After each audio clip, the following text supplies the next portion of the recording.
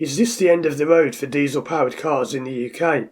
There are some proposed changes that could be coming in within the next 4 years, which means that if you drive a diesel car, you could be paying over £3,000 a year in tax just for having a diesel. Now let me explain what's going on, then I'll get into more details about that.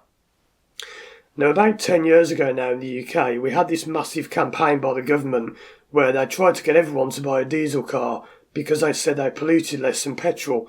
And the way they worded this out was they did some emissions tests and they found that diesels produce far less CO2 than petrol cars do. Now CO2 is carbon dioxide, and that's what causes a lot of illnesses and a lot of pollution in the air. So they said, go out and buy diesel, everyone. We're all going to save the planet. We'll all save money because diesel's more economical anyway.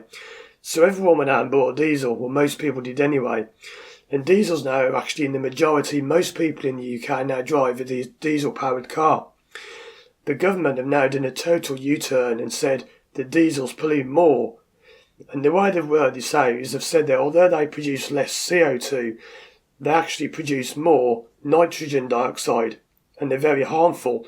And it's all going to, we're all going to kill the planet. We're all going to kill each other by polluting the air by driving diesel. So now they're saying buy petrol, buy petrol. So 10 years ago it was buy diesel, now it's buy petrol. They keep changing their mind. Now, to persuade people to go to petrol, they're going to introduce a new series of measures. One of them is road tax for diesels could be up to £800 a year. So if you drive any diesel-powered car at all, you could have to pay £800 a year as like a fine for having a diesel. The other measures they want to bring in are they want to introduce it so if you drive in a city such as Birmingham or London or Nottingham, you're going to have to pay £12.50 a day if you've got a diesel.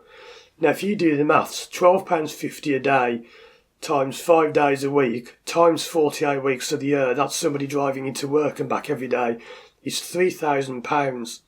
So you could have to pay around £3,800 a year just for having a diesel. Now of course people are saying, well hold on a minute, they planned this from the beginning. They made everyone buy a diesel. Now they're going to start fining everyone for having a diesel. And the government of course saying, oh no, we didn't plan it from the beginning. We didn't want everyone to get a diesel so we could then fine them. It was a mistake, it's a misunderstanding. And they're trying to say now that you won't have to pay this tax unless you buy a diesel after a certain date. It's up to you which one of those you believe, but some people think it was a mistake. Some people say they've tried to get everyone to buy a diesel so that now they can tax you all on them. So yeah, it's from the year 2020. You might have to pay £12.50 a day just for driving a diesel. So what do you think about that? Now I know you're probably thinking, well what's the problem? Everyone would just sell the diesels and get a petrol. How are you going to sell your diesel? No one's going to buy it because everyone's going to know about this. No one's going to touch diesels now, are they? Now, it won't affect me because I have a new car every year and these changes won't be coming in for at least 12 months. So I can simply say, okay, I'm not having a diesel, I'll have a petrol.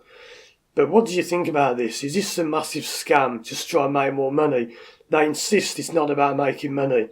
It's going to estimate it to make them so about, I think it was something like £1.5 billion a year they're going to raise in revenue. I think it's probably more than that, about £1.5 to £2 billion a year they're going to raise in revenue from people who drive diesels. But they're saying it's nothing about money, it's not about making money.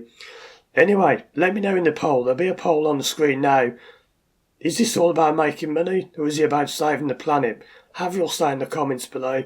And this is the first kind of video I've done like this. If you like it, let me know and I'll make some more. Next Monday on March the 21st, 2016, I shall be releasing my first ever motorway video. It's called How to Drive on a Motorway. And you guessed it, it's all about how to drive on a motorway. Now, I filled the car with cameras. I had a front camera, an interior camera, I've got my pedal camera and also even though a rear view mirror camera so you can see what I can see out the rear view mirror.